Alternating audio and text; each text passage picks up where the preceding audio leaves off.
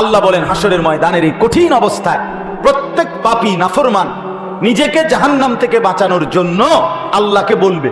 কি বলবে? আল্লাহকে এক নম্বরে বলবে, আল্লাহ আমার ছেলে মেয়েগুলোকে জাহান্নামে দিয়ে দেন। দুই, ওয়াসাহিবাতিহি, আমার স্ত্রীকে জাহান্নামে দিয়ে দেন। ওয়া আখিহি, আমার ভাই বোনকে জাহান্নামে দিয়ে দেন।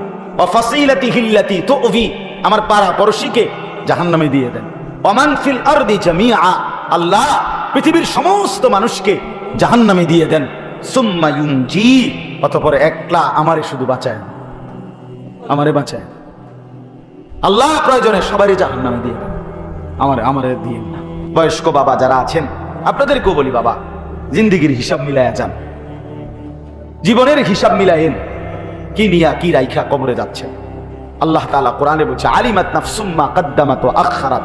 বান্দা হাসরের ময়দানে আসলে তুমি দুইটা জিনিস জানবা। এক, তুমি নিজে থাকতে কি করছিলা। দুই, তুমি কবরে আসার সময় কি রাইখা আসছিলা। কসম আল্লাহর, এটা কোরআনে আছে। আল্লাহ বলছেন তুমি যা করছিলা ভালো মন্দ তার হিসাবও দেখবা তোমার নামে, আর তুমি যা রাইখা আসছো দুনিয়ায় তার হিসাবও তোমার নামে দেখবে। তুমি থাকতে যতদিন টেলিভিশন দেখছো এটার হিসাবও পাইবা। তুমি যে রঙিন টেলিভিশন ঘরে রাখা কবরে আসছো, এরপরে তোমার বউ বাচ্চা যতদিন টেলিভিশন দেখছে, খোদার কসম তোমার আমল নামায় সমপরিমাণ গুনাহ, এটার হিসাবও পাইবা। তুমি যে নামাজ পড়ছো এটার হিসাবও দেখবা। তুমি যে মসজিদে দান করছো, এরপরে যত মুসল্লি নামাজ পড়ছে তোমার পরে, সেটার হিসাবও তোমার নামে দেখবা। প্রতিটা নেক কাজের দুইটা হিসাব, আমি নিজে যা করেছি, আমি যা ব্যবস্থা করেছি। প্রত্যেকটা গুনার দুইটা হিসাব, আমি নিজে যা করেছি, আমি যা রেখে গেছি।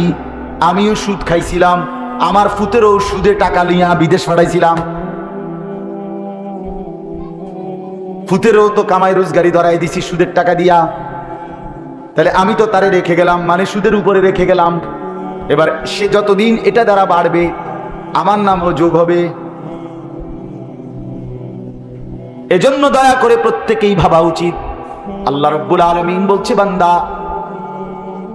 ওই বেঈমান নাফরমান যেভাবে সামনাসামনি আযাব চাইলো, আযাব চাক কিংবা না চাক, কাফের বেঈমান মুশরিক নাফরমানের জন্য আযাব আসবেই আসবে। হাসরের ময়দান আমি আল্লাহ তাআলা ছাড়বো না। আল্লাহ বলছেন, বান্দা বিশ্বাস করো, আহসাবুল্লাহ, আমি কিন্তু তোমার জিন্দেগি গুনে গুনে রাখছি।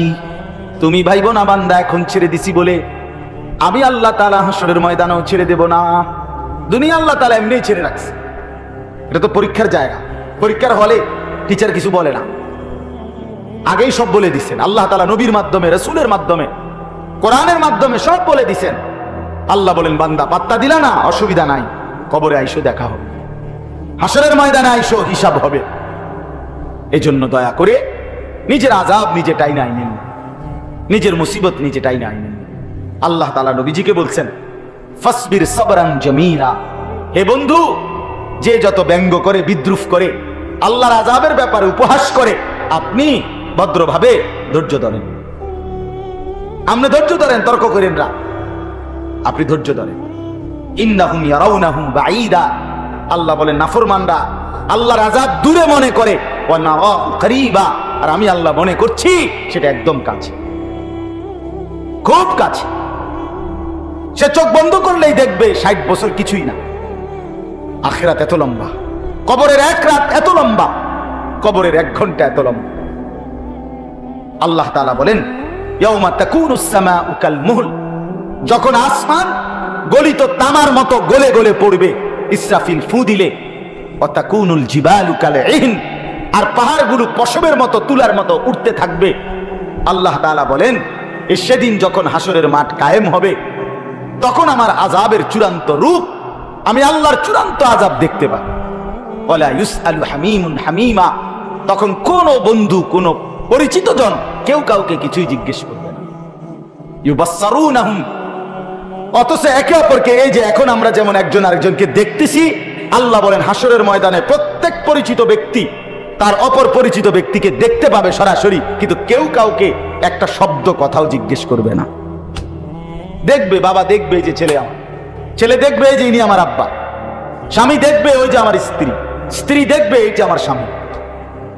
স্বামী যার যার পরিচিতকে যার যে দেখবে, বন্ধুদেরকে দেখবে, কিন্তু আল্লাহ বলেন কেউ কাউকে কিছুই বলবে না। ইয়াওয়াদ্দুল মুজরিমু লাউ ইফতাদি মিন আযাবি ইয়াউমিইদিন বিবানি। এই শেষ কথাটা দেখেন, আল্লাহ বলেন হাসরের ময়দানের এই কঠিন অবস্থায় প্রত্যেক পাপী নাফরমান নিজেকে জাহান্নাম থেকে বাঁচানোর জন্য আল্লাহকে বলবে। কি বলবে? আল্লাহকে এক নম্বরে বলবে, আল্লাহ আমার ছেলে মেয়েগুলোকে জাহান্নামে দিয়ে দেন। 2, ওয়াসাহিবাতিহি, আমার স্ত্রীকে জাহান্নামে দিয়ে দেন। ওয়া আখিহি, আমার ভাই বোনকে জাহান্নামে দিয়ে দেন। ওয়া ফাসিলাতিহি আল্লাতী তু'যি, আমার পাড়া পড়শিকে জাহান্নামে দিয়ে দেন। ওমান ফিল আরদি জামিআ, আল্লাহ পৃথিবীর সমস্ত মানুষকে জাহান্নামে দিয়ে দেন। সুম্মা ইউনজি, অতঃপর একলা আমারে শুধু বাঁচায়, আমারে বাঁচায়। আল্লাহ প্রয়োজনে সবারই জাহান্নামে দিয়ে দেন, আমারে দিয়ে না। এভাবে চাইবে। আল্লাহ বলেন কাল্লা, কখনোই না। ইন্নাহা লাযা, বান্দা জাহান্নামের আগুন হলো লেলিহান শিখা। নাযাতাল লিশাওয়া, আল্লাহ বলেন জাহান্নামের আগুন প্রত্যেকের শরীরের পশম চামড়াগুলো খসে খসে ফেলে দিবে। তাদউ মান আদবারা ওয়া তাওয়াল্লা, জাহান্নামের আগুন ডাক দিবে ওই মানুষগুলোকে যারা আল্লাহর হুকুম থেকে পিছনে চলে গেছিল। ওয়া তাওয়াল্লা, আল্লাহর হুকুম থেকে পৃষ্ঠ প্রদর্শন করেছিল। ওয়া জামাআ ফাআওয়া, এবং দুনিয়াকে এই পরিমাণ জমা করে নিজেরা দুনিয়াকে কামড়াইয়া আগলাইয়া ধরে রাখছিল।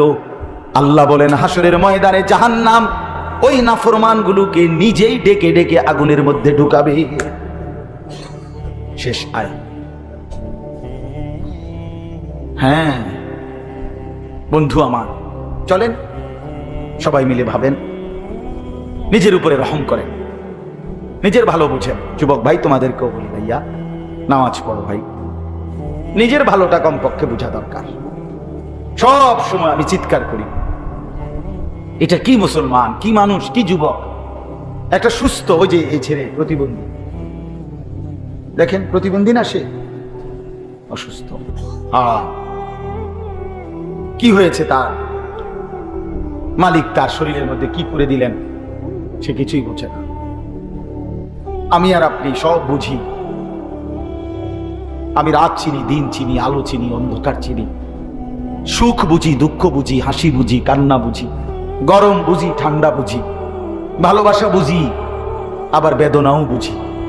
সব বুঝার পরেও মালিককে যারা সেজদা করি না, এ কেমন দৃষ্টতা! কি দুনিয়া সাজাইলেন! হ্যাঁ যুবক ভাই, কার পিছনে ঘুরে শেষ করলা তোমার দোয়া? আমি আজকেও এক ছেলেকে বলছি যে ভাইয়া, কেউ কারো দিকে তাকায় না, তোমার মডেল, তোমার পান, তোমার এই ফালতু জিন্দিগি কারো হাতে, সবাই তো নিজেকে নিয়ে ব্যস্ত। এই সমাজের মানুষ সবাই মেশিনের মতো, যন্ত্রের মতো মানুষ, বড় পাষাণ। এখন মারাত্মক ভয়ানক অ্যাক্সিডেন্টও যদি করে, আরে যদি 10টা বাসও যদি সব মানুষ মরে যায়, 11 নম্বর বাস, সে 1 মিনিট দাঁড়াইবার টাইম নেই, সাইড তো আয়, আরে জ্যাম ছাড়ো, পুলিশ কই, রাস্তা ক্লিয়ার করো বেটা। আরে ভাই মানুষ মরে গেছে, আরে যা বেটা, মরলে মরছে বেটা, আমার রাস্তা ক্লিয়ার কর, আমার সময় নাই বেটা। কি এত বড় স্বার্থপর এখন দুনিয়া, এত বড় স্বার্থ কারোর জন্য। তোমার পাওটা ভাঙ্গা দেখুক তোমার একটা বন্ধু, তোমার সাথে একটা কাঁটার আঘাতও সইবে না। দেখো তুমি যে যাদের সাথে যে 5টা বছর আড্ডা দাও, 6 মাস ধরে আড্ডা দাও, তুমি শুধু পাওটা ভাঙ্গা শান্ত না, তোমার শুধু একটা রোগ হয়ে যাক, ডায়াবেটিস, বিশেষ করে অশ্লীলতা, বেহায়াপনা, বেপর্দা। বিশ্বাস করেন নবীজি ওই পুরুষকে বলছে দাইয়ুস। দাইয়ুস কিন্তু মহিলা হয় না, পুরুষ হয়। দাইয়ুস এই শব্দ মহিলার জন্য না, কার জন্য? পুরুষ। পুরুষ দাইয়ুস। বুঝছেননি আমার কথাটা? কোন পুরুষ? যে পুরুষের স্ত্রী সন্তান কন্যা কি বেপর্দা, বেহায়া, ওই বেড়ারে কয় দাইয়ুস। আর নবীজি বলছে দাইয়ুসের জন্য জান্নাত হারাম।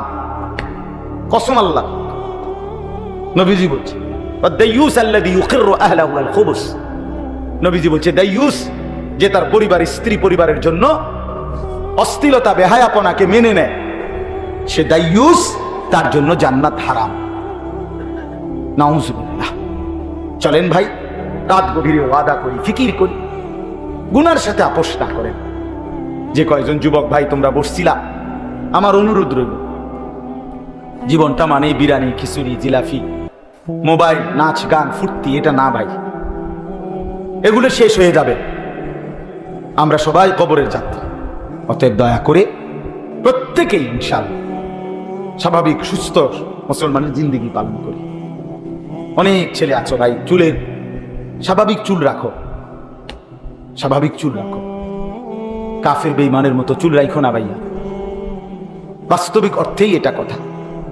এই চুল, এগুলো বিভিন্ন মডেলের যে চুল, এগুলা ভাই সত্য কথা, যেটা কোনো মুসলমানের তো দূরে থাক, একেবারে নিকৃষ্ট কাফেরের চুল, কোনো ভদ্র কাফেরও চুল না, একেবারে নিচু সমাজের একদম লো লেভেলের মানুষ যারা, এসব চুল তাদের। তুমি দেখো গিয়া এই দেশে একেবারে দেশের মধ্যে যারা ডিসি, এসপি, যারা মন্ত্রী, মিনিস্টার, যারা উচ্চপদস্থ ব্যক্তি, যারা শিক্ষিত, রাজনীতিবিদ, শিক্ষাবিদ, গবেষক ইত্যাদি, মানে দুনিয়াবি লাইনেও যারা অনেক প্রতিষ্ঠিত মানুষ, তাদের কারো চুল এরকম বখাটে মার্কা চুল না। তাহলে এটা কি মডেল নিয়ে? যে মডেলের লগে হুজুরদের তো সম্পর্ক নাই, জেনারেল লাইনেরও কোনো ভালো মানুষের সম্পর্ক নাই, তো আমি এটা কি তার মাথা দিলাম? এই জন্য দয়া করে চারদিকে সমান কইরা স্বাভাবিক চুল রাখো, নামাজ পড়ো, সিজদা করো, 5 ওয়াক্ত নামাজ পড়ো, আল্লাহ বরকত দিন। নিজের হাতে নিজের আযাব টাইনা আইনো না, নিজের মুসিবতে ফেলো না। যদি দুনিয়া আল্লাহ তাআলা কিছুটা স্বাভাবিকও রাখে, কবরে ছাড়বে না, আখিরাতে ছাড়বে না। আর বহু লোককে আল্লাহর এটা একটা ওয়াদা, আল্লাহর দয়া। আল্লাহ বলছেন যে আমি দুনিয়াতে সবাইকে তার পাপের শাস্তি দেই না, মাঝে মধ্যে আল্লাহ তাআলা বলছেন আমি আল্লাহ মাঝে মধ্যে কাউকে কাউকে কখনো কখনো দুনিয়ায় তার পাপের সামান্য শাস্তি দেখাই, বাস কিছুটা, পুরা শাস্তি কখনোই কাউরে দেয় কোনো না। একেবারে ফেরাউন নমরুদেরও কি দিছে না, আসল শাস্তি দিছে না। দুনিয়াতে আল্লাহ কাউকে পূর্ণ শাস্তি কি করে না, দেয় না। মূল শাস্তি দিবে কোথায়? আখিরাতে, পরকালে। ওই এই কথাটাই কইছি যে আযাব চাচ্ছ, অপেক্ষা করো, হাসরের ময়দানে আসবে আযাব। আল্লাহ আমাদেরকে মাফ করে দেন। নিয়ত করতে পারি তো ইনশাআল্লাহ?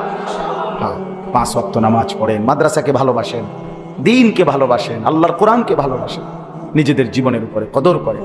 আল্লাহ তাআলা এই মাদ্রাসাকে কবুল করেন। আপনারা যারা দান করছেন, আল্লাহ আপনাদের প্রত্যেকের দানে বরকত দান করেন। বাকিরাও সময় সুযোগ মতো মাদ্রাসার সাথে নিজের নামটাও জোড়াবেন, হোক 500 টাকা, হোক 1000 টাকা, হোক 100 টাকা। প্রত্যেকেই, পর্দার আড়ালের মায়েরা, বোনেরা, বাবারা, যুবকেরা, আমি অনুরোধ করছি, সবাই আমরা মাদ্রাসাকে ভালোবাসি। মাওলানা জালাল কষ্ট করে মাদ্রাসা সবাই নিয়েই আগলায় রাখছে। আল্লাহ তাআলা এই মাদ্রাসাটাকে কবুল করেন, মাদ্রাসার জরুরত আল্লাহ তাআলা পূরণ করে দেন। আপনারাও মাদ্রাসাকে ভালোবাসেন। যেখানেই যত মাদ্রাসা আছে, প্রত্যেকটা মাদ্রাসার সাথে কিছু কিছু করে হলেও নিজেরা অংশগ্রহণ করায়। আমার কথা সব সময় আমি বলি, এমন যেন না হয় যে আমার নামটা মসজিদ মাদ্রাসার বিরোধী এই হিসাবে উচ্চারিত হয়েছে। এটা অনেক বড় লানত, অভিশাপ, অনেক বড় বদনসিব যদি কারো ব্যাপারে এই কথা নাম হয়, কখনো আলোচনা হয় যে এই লোকটা মাদ্রাসার বিরোধী, মসজিদের বিরোধী। এটা কিন্তু পুরো বংশধরের উপরে আসর করে, ওই ব্যক্তির পুরো ফ্যামিলির উপরে, পরবর্তী জেনারেশনের উপরে ক্ষতিকর প্রভাব হয়। এই জন্য আল্লাহ তাআলা আমাদের সবাইকে হেফাজত করেন, 5 ওয়াক্ত নামাজ পড়ার দৌলত দান করেন। আমি অনুরোধ করছি, ছেলেরা নামাজ পড়ো ভাই, শরীরটা পাক পবিত্র রাখলে ভালো। একটু টয়লেট পেপার পকেটে রাখলে খুব কঠিন কিছু না। একটু টয়লেট পেপার, এই যে আমরা বেশি করে রাখি, কম রাখলেও হয়। টয়লেট পেপার পকেটে রাখলে, পেশাব পায়খানার পরে টয়লেট পেপার ব্যবহার করলে, পানি ব্যবহার করলে শরীর পবিত্র থাকে। আর বিশ্বাস, যার শরীর পবিত্র, আল্লাহর কুদরতে তার দিল থেকে ফেরেশতা নামাজের কথা মনে করে, তার আগ্রহী করে। আর যার শরীর নাপাক, পেশাব পায়খানার পরে যথাযথ পবিত্রতা হাসিল করে না, ওর ভিতরে ফেরেশতা থাকে না, শয়তান থাকে। এই জন্য ওই শয়তান তাকে একটার পর একটা গুনার মধ্যে আটকায় রাখে, গুনার মধ্যে আটকায় রাখে। হ্যাঁ হ্যাঁ, এটাই সত্য। এই জন্য শরীর পবিত্র থাকলে নামাজ পড়তে মন চায়, ইবাদত করতে মন চায়। সম্পদ পবিত্র থাকলে পুরা জিন্দিগি সুন্দর। আল্লাহ তাআলা আমাদের সবাইকে কবুল করে নেন। আলহামদুলিল্লাহ রাব্বিল আলামিন। আল্লাহুম্মা আনতাস সালাম ওয়া মিনকাস সালাম তাবারাকতা ইয়া যাল জালালি ওয়াল ইকরাম। আয় আল্লাহ, আপনি আমাদেরকে মাফ করে দেন। আয় আল্লাহ, আমাদের প্রত্যেককে মাফ করে দেন। পেছনের জিন্দেগি মাফ করে দেন, আগত জিন্দেগি সুন্দর করে দেন। ঈমান ইসলামের দৌলত দান করেন, ইজ্জত আফিয়ত দান করেন, তাকওয়া তহারত দান করেন। আল্লাহ, জীবনটা সুন্দর করে দেন, আখিরাত সুন্দর করে দেন। আল্লাহ, হায়াত কাজে লাগাবার তৌফিক দান করেন। 5 ওয়াক্ত নামাজ জামাতের সাথে আদায় করার তৌফিক দান করেন।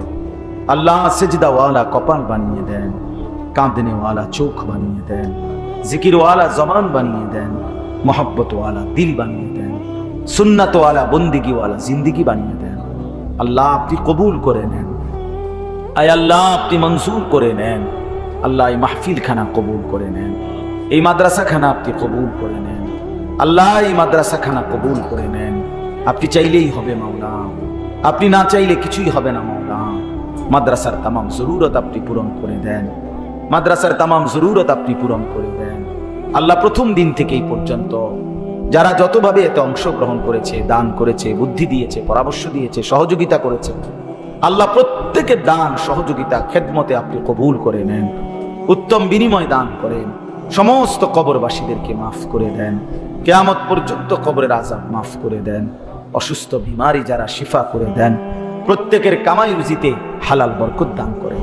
শহরে বন্দরে প্রবাসী বিদেশে যে যেখানে আছে আল্লাহ, আপনি তাদের প্রত্যেকের উপরে রহম করেন, প্রত্যেককে নামাজি বানিয়ে দেন, চরিত্রবান বানিয়ে দেন, উত্তম আখলাকওয়ালা বানিয়ে দেন।